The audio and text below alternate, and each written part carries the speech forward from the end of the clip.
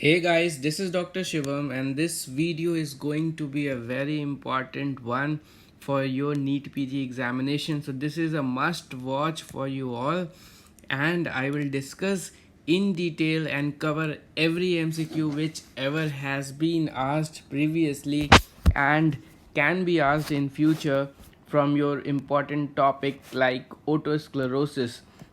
So if you see what is autosclerosis, it is a primary disease of bony labyrinth, so more aptly called a autospongiosis.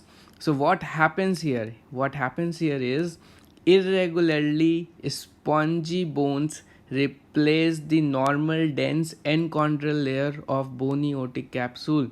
So there is one or more foci of irregularly laid spongy bones replacing. So here spongy bones are replacing the normal enchondral layer. So this is one of the MCQ, that it is replacing the enchondral layer of the bony otic capsule. So you got my point. One of the another MCQ is one of the most common site where this happens is the another MCQ, and that site is called fistula ante-fenestrum. So this is the anterior part of the oval window, or you can say Stipes foot plate, at as it lies anterior to the fenestra of oval window. So it is called fistula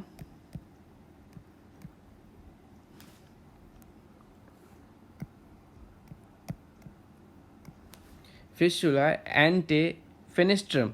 So there is some problem with the pen. Okay, fistula ante-fenestrum. So this is an important MCQ, that what is the most common site of autosclerosis. So it is fistula ante-fenestrum. Now moving to other parts of this is, there is a association of some viral infection with the autosclerosis. So they can ask you which all viral infections are related. So measles infection, so there has been cases of presence of RNA related to measles virus in case of this autosclerosis. So one infectious disease which is associated with autosclerosis is measles. Now another things which which you should know is the possible etiological. So it can be triggered due to a viral infection, it can be due to a autoimmune disease, it can be due to mutations like hereditary also, and the hereditary inheritance is autosomal dominant. So whenever it will be hereditary, it will be inherited in the form of autosomal dominant inheritance. Other factors is, it is common more in females than in males. The ratio usually is 2:1, but in India it is more common in males. Okay, so if you see in cadaveric temporal bone, the ratio here is same for males and female, but the clinically apparent autosclerosis, it is more common in females than in males. Now moving to the other important part is that the clinical features. So usually the age of presentation is 20 to 30 years of age. So during 20 to 30 years of age, it presents more common in white people. So it is more common in one race, that is more common in white people than black. So it has a race preponderance because it is more common in white people than black and other people. Also it has a preponderance to a Caucasian race. So this was one of the MCQ of recent time which has been asked. So Caucasians have a predisposition to its causation. Other things which you can notice in your examination paper is that there is a association, or you can say it is aggravated by hormonal changes. So it is related somewhere to pregnancy. So in question you have to note that whether pregnancy word has been mentioned along with the bilateral hearing loss, because In otosclerosis, in around 70 to 85% of cases, it is bilateral. So patient will be presenting to you with a bilateral conductive hearing loss. So bilateral progressive, here the term progressive is also important because it is one of the most common cause of progressive conductive hearing loss, and that too bilateral. So these are some points which you need to remember regarding your otosclerosis. Another thing which is very important is a phenomena which is seen called paracusis wilsi. Now what is this phenomena? This phenomena is improvement in hearing ability of the patient in case of high sound. That means whenever the person surrounding the patient is speaking to him in high sound, that is in now noisy sound, the hearing threshold increases. So it means the hearing threshold is crossed and the patient is better able to hear the sound. So the patient gives a typical history of hearing better in noisy sound, and this is called paracusis wilsi, which is an important clinical sign for otosclerosis. Also, in otosclerosis, sometimes mixed hearing loss can also be present, but particularly whenever you see a term otosclerosis, you will say it as conductive hearing loss, because what is happening, the foot plate of stapes is getting fixed, and thus the sound is not able to reach the oval window, and there is mechanical obstruction. So conductive hearing loss is the thing which happens along with the airborne gap. And another very important thing which you will note in otosclerosis is this presence of Carhart notch. So what is this Carhart notch? It is a dip in the bone conduction at 2K frequency. So every word of this line is a separate MCQ. So 2K, that means 2000 hertz. There is a dip in the audiometry. So if you draw audiometry, this will be your, if you draw audiometry, like I'll choose somewhere here. Okay, so this will be your bone conduction, this will be your air conduction. So there will be a dip at 2000 hertz. This dip is at 2K in the bone conduction curve, and this is called Carhart notch. So why this dip occurs? It occurs because of fixation of foot plate of stapes, and the natural frequency of which is 2K. So at this 2K, because of fixation of stapes, there is a dip, that is there is a more decreased sound, and this is called Carhart notch, which is a specific feature of otosclerosis. Now everything will get revised once we will see the MCQs, because all these which I have been telling you since then are the MCQs which have been already asked. Now there is another question called cookie bite curve. So when you will see a cookie bite curve, so cookie bite curve is a dip in mid frequency region in both bone conduction and air conduction, and it is seen in cochlear otosclerosis. Okay, so there are different types of otosclerosis. One which we were discussing was the stapedial otosclerosis. Now in case of cochlear otosclerosis, where the cochlea is also involved, you will find a cookie bite audiogram somewhat looking like this. So in your MCQ, if you see a audiogram like this, then you will mention that as cookie bite audiogram in case of cochlear otosclerosis. So this is not stapedial but cochlear otosclerosis. Otosclerosis is one topic which is favorite of every ENT surgeon, and thus forms a very important part for your future examination. Okay, so that's why I'm discussing it in high time when you have less time, and only thing which is remaining is your revision. So another thing which we have to note is, in the tympanometry we will get a AS type of curve. So what type of curve you will get in audiometry?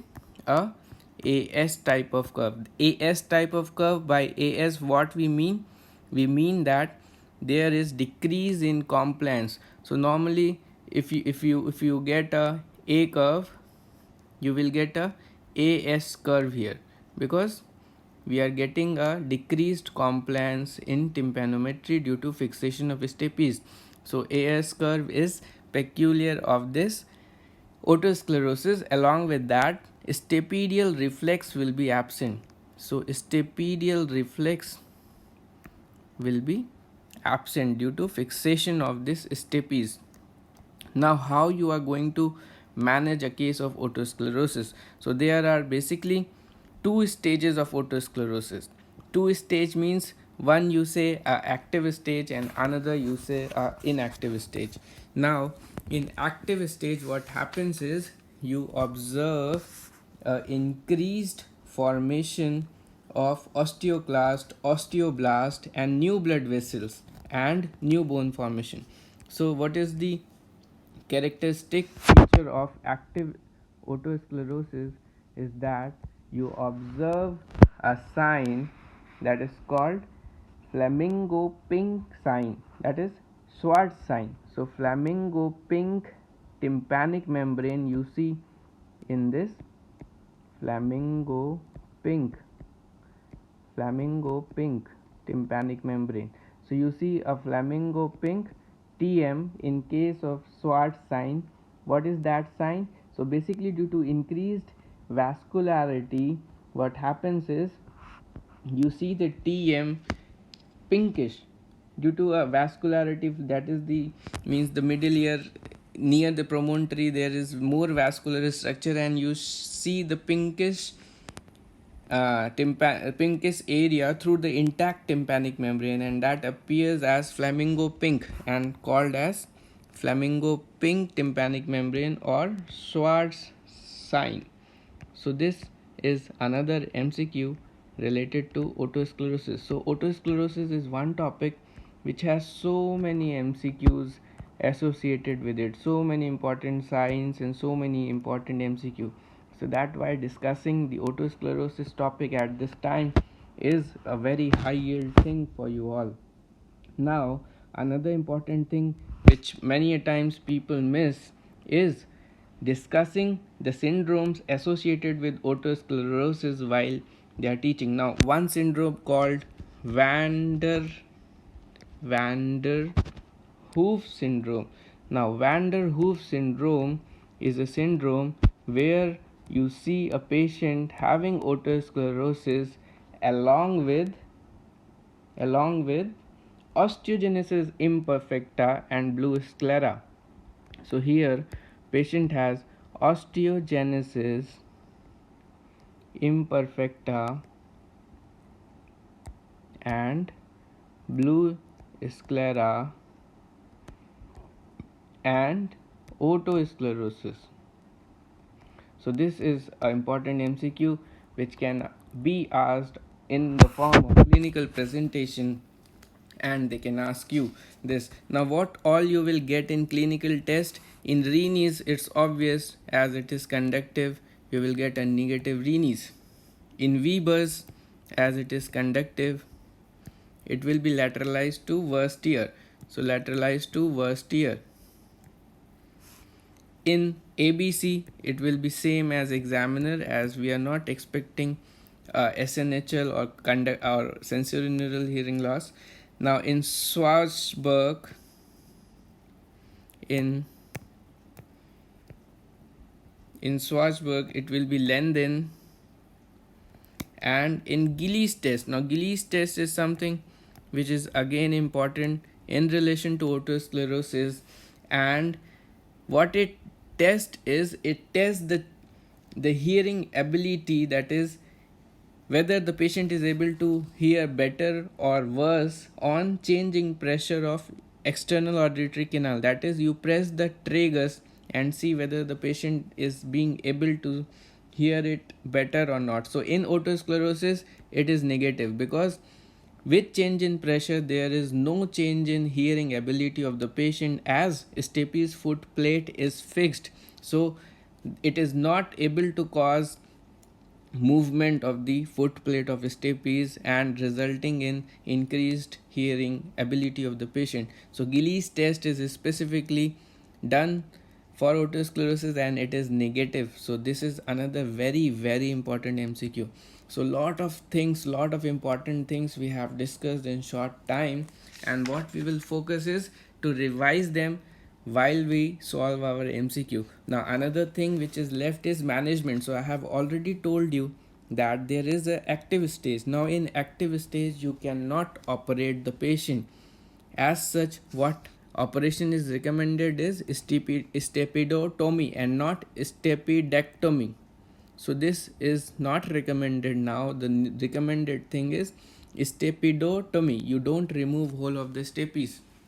So but in active stage, as we were talking, we cannot operate the patient. So what we can do? We can do some medicinal therapy. So what medicine we can use? We can use sodium fluoride. So this sodium fluoride, now they have started asking question from sodium fluoride. What they basically ask is, what is the mechanism of action of sodium fluoride? So what does sodium fluoride do? So it basically reverses the pathology. That is, not totally, but what it does is it increase the osteoblastic activity and decrease the osteoclastic activity. So what was happening initially is there were new foci of irregularly laid spongy bone due to increased osteoclastic activity, and what it is causing is it is causing decreased osteoclastic activity and increase osteoblastic activity. So it can delay the progression of osteosclerosis. It what else it does is it inhibits the release of proteolytic enzyme that release the cytotoxic chemicals to cochlea. So it also inhibits the release of cytokines which are responsible for formation of new bone. So anyhow, it is decreasing the progression of osteosclerosis. And in some cases, another MCQ what they ask is ki in what cases you cannot give sodium fluoride therapy. So in some cases sodium fluoride is contraindicated, like chronic nephritis. So in chronic nephritis you cannot use sodium fluoride. What else? Rheumatoid arthritis. What else? Pregnancy. What else? Lactation and allergy to fluoride. So allergy is the universal thing. If a person is allergic even to paracetamol, you cannot use it. So it's a medico legal offense. So you should always ask about allergy to the drug. So what important here is chronic nephritis, rheumatoid arthritis, pregnancy and lactation. So these were the some contraindication which are very frequently asked. Now once medicinal therapy, now bisphosphonates were also another medical therapy after this sodium fluoride, and the final treatment is stepidotomy. Okay, so following stepidotomy your tympanometric curve will convert from AS to AD type of curve. Okay, so this will convert to AD type after your operation because the main function has been reversed. Okay, so now some of the complications of stepidotomy are also very essential. So while you perform the stepidotomy, what all can happen? So as basically ENT people are surgeon, they operate on patient, so knowing or asking you the complication is one of their favorite thing. So what all can happen? So in post-operative phase you can have a conductive hearing loss. So it's strange. Now you were operating the patient for conductive hearing loss, and in post-operative in phase he has a conductive hearing loss persisting. So what all can be the reason? So displacement of the piston, the Teflon piston. So Teflon is the most common piston which is used during stepidotomy. So Teflon piston displacement is one of the reason of this conductive hearing loss. What else can happen?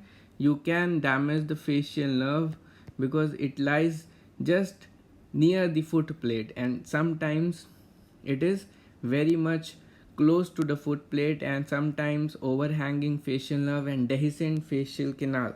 So in these cases you can injure the facial nerve, resulting in facial nerve palsy. What else can happen? Now while you perforate, there can occur the this perilymphatic gusher. So in some cases, what in some rare cases what can happen is, due to increased or due to persistent aqueduct, perilymphatic gusher can occur. What happens is, there is very increased flow of CSF into the middle ear, called perilymphatic gusher. After you perforate the stapes foot plate, there will be a high flow of CSF into the middle ear due to increased pressure in the inside the cochlea. So why it is happening? Due to persistent, it is an abnormal condition. The persistent aqueduct which is communicating with the subarachnoid space causes the CSF to flow into the middle ear through that perforation which you have made in stepidotomy. So it is another complication, perilymphatic gusher, very rare, but you should know. Now, in what all condition you cannot do stepidotomy? Now there are some conditions where you will not perform this surgery. So what conditions are there? So one of the condition where it is contraindicated is if the patient is having only hearing ear. So if the patient is having otosclerosis in only hearing ear. Now while you perform the otosclerosis as it is a bilateral condition, you first choose the worse ear to operate. Now if the patient is having the otosclerosis in a ear which was only, maybe this ear is hearing is already bad due to some other reason, and otosclerosis is present in this ear, you are not going to operate this patient, but some medicinal and hearing aids will be prescribed to him.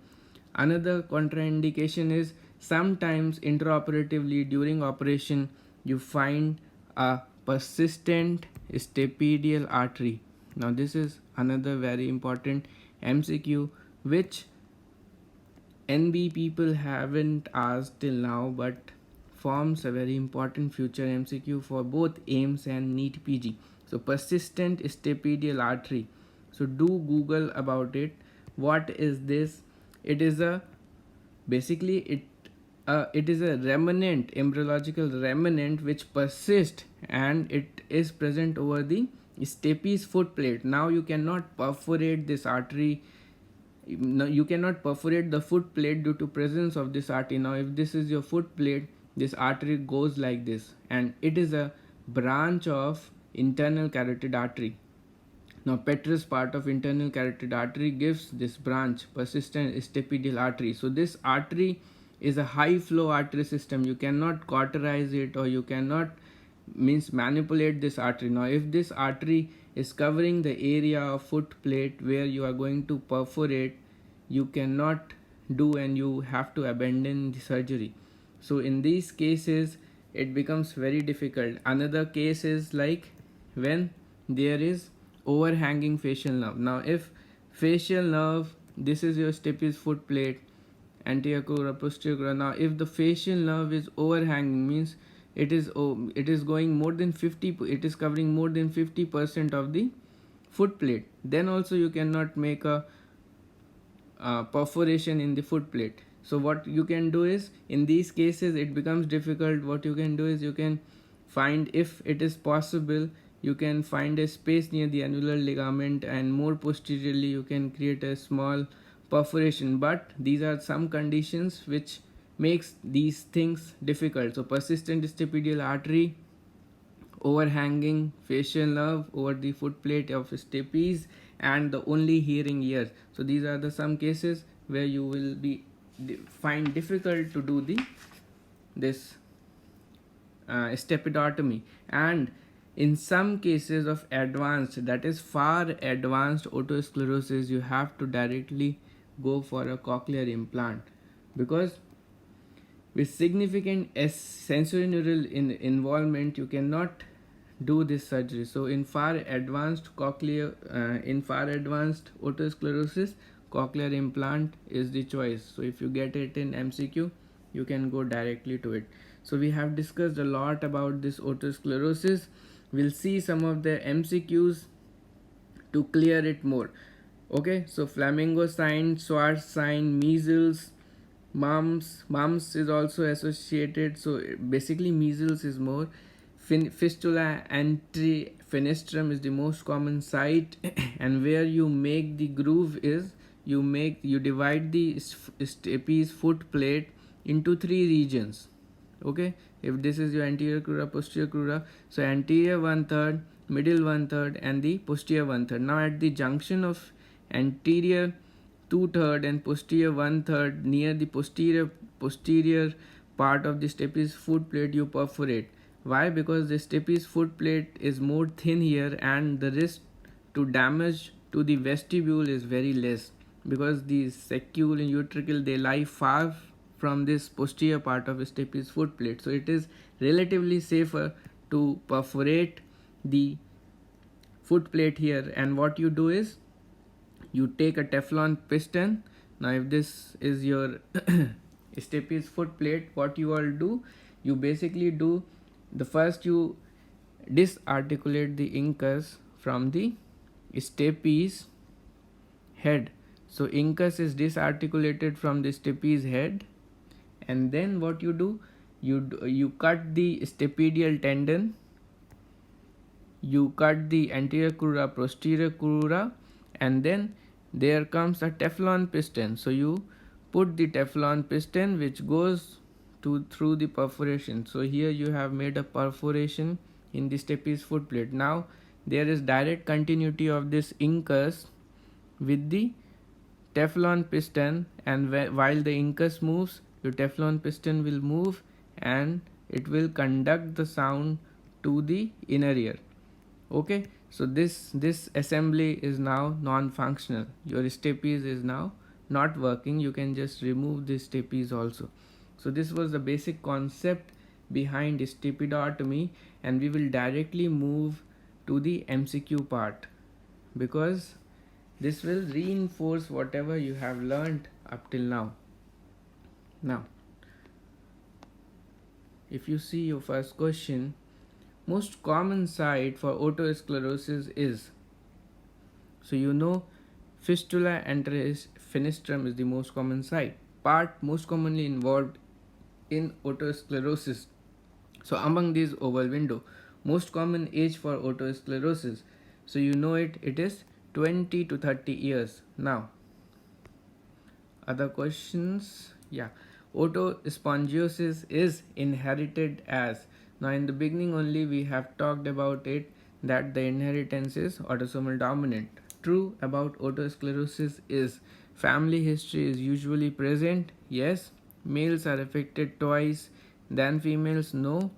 More common in Negro and Africans. No. It is more common in Americans, whites, Caucasians than these Negroes and this deafness occurs in 20 to 30 years. Yes. Pregnancy has a bearing on it. Yes. Pregnancy is related to it. So you see they are asking questions like based upon pregnancy. So these terms you have to find in your question.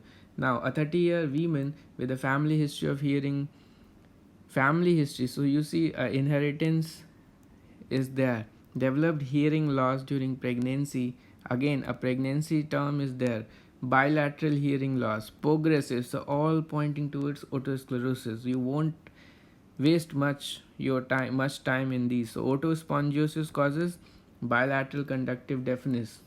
So see how easy it has become once you know everything. So a 30-year woman present with progressive conductive hearing, bilateral, most common cause is obviously otospongiosis. Now paracusis vilsi is a feature of, so we have already studied, it is a feature of otosclerosis where because of absence of stapedial reflex and other things, and means what happens is, you already know that the patient hears better with increased sound. So paracusis villi is seen in otosclerosis. Patients hear better in noise. The diagnosis is paracusis villi. The diagnosis is otosclerosis. In otosclerosis, tinnitus is caused due to. Now, sometimes otosclerosis also presents with tinnitus. It can be due to cochlear otosclerosis, increased vascularity in the lesion, conductive deafness, anything. That is all. The reason can be anything. Now, in majority of cases of otosclerosis, tympanic membrane is normal. Why I am saying this is because mostly you see a normal tympanic membrane. That is, in around 90% of cases you will observe a normal tympanic membrane, and only 10% of cases which will be active, showing you a flamingo pink tympanic membrane. So pink tympanic membrane is seen in otosclerosis. In glomus you see a different thing. Rather than in the tympanic membrane, the vascular mass abuts the tympanic membrane, giving you a red reflex rather than a red tympanic membrane. So rather than a pink tympanic membrane. So pink tympanic membrane, pink thing is with the otosclerosis, flamingo pink. Okay. Schwartz sign otosclerosis. Feature in otosclerosis includes, so what all you see in otosclerosis. So it is again easy. If you read the option, you will find that the answer is normal tympanic membrane, not common in males, malleus not affected, sound in noise, not heard in, so it is also wrong. True statement regarding otosclerosis is unilateral, no. Carhatnos seen, yes. Fluctuating hearing loss, no. Progressive, yes. It is not fluctuating but progressive. Males, no. Females. So here answer becomes P and D. So we are maintaining the speed and simultaneously learning so many good things. Now a 20-year lady with bilateral hearing loss since 4 years worsened during pregnancy. Again pregnancy, otosclerosis, and the tympanometric curve you will get is AS type. So answer becomes AS type. Yeah, in otosclerosis tympanogram is AS type, that is low compliance. In otosclerosis Carhart-Knot dip at 2000 in bone conduction. So don't hurry here. So it is this and not this in bone conduction. 2000 hertz in bone conduction. So question number 23 was relatively easy, but in fastly if you go you can make it wrong. So 2000 hertz in bone conduction and not in air conduction. Carhart notch in audiogram deepest at 2 kilohertz or 2000 hertz. In a pure audiogram dip otosclerosis. Otosclerosis treatment include all except. Now we have already talked about the treatment. You will be able to answer it. Just see. So sodium fluoride is included, histopodotomy is included, hearing aid, radical mastectomy you do for chronic otitis media and infective in cholesteatoma cases, and not here. Carhart notch in audiometry is seen in otosclerosis. All are true about otosclerosis except. So if you see question number 27, it is asking except. You have to mind what the examiner wants to know from you. So increase incidence in female, yes. SNHL, yes. Irreversible, no. Carhart notch, family history positive. So here the answer becomes C. Okay. So mind the language of the question. Medication which may prevent rapid progression of otosclerosis. So you already know answer here is fluorides. Okay. And now they have asked from the contraindication when you cannot use fluorides. So you know when you cannot use fluorides. So what is this question? We'll read the question first. All of the following statement about sodium fluoride in otosclerosis are true except. So they are asking some question about fluorides. Act by inhibiting proteolytic enzyme in cochlea, yes. Acts by inhibiting osteoblastic activity, no. They inhibit the osteoclast and not osteoblast. Okay. So Another thing is, it is contraindicated in nephritis. Yes, it is indicated for patients with positive SWOT sign. Yes, because they will be in active stage. So we have discussed lot of questions. Now see, yeah, so they have, in this question they have given the AS type of curve, and they are asking ki what all constitute the part of treatment except. So except gentamicin, you can do stepidotomy, hearing aid, and sodium fluoride in case of otosclerosis.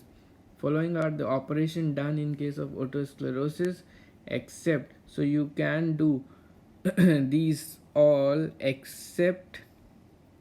So here they are not asking except, they are asking only what you will do. So you will choose stepidotomy over stapedectomy. In otosclerosis, during stapes surgery, prosthesis most commonly used is Teflon. Grommet is used in OME. This one will be used in case of ossicular erosion in case of chronic otitis media. Answer here is Teflon piston. Stepidotomy includes removal of all except, so anterior crural, posterior crural you remove. Stapedius tendon you cut, but lenticular process of incus you don't remove. You give the piston, Teflon piston, over the process. Now another question, what is the role of sodium fluoride in otosclerosis? Now they have come to the again to the action of otos and this sodium fluoride in otosclerosis. So here the answer will be this. If you read the option, it quickly, it quickens the maturity of active focus and reduces the osteoclastic activity. Okay, so this is the answer here. Now otosclerosis most commonly affects which race? Caucasians, white people, American people are the ones which are affected. So I think we have discussed a lot about this otosclerosis, and if it is asked in future by anyhow, you are not going to mistake it. So this is Dr. Shivam, and wishing you all the very best. Stay happy, stay motivated, and do comment, like, and tell how it is helping you. Thanks.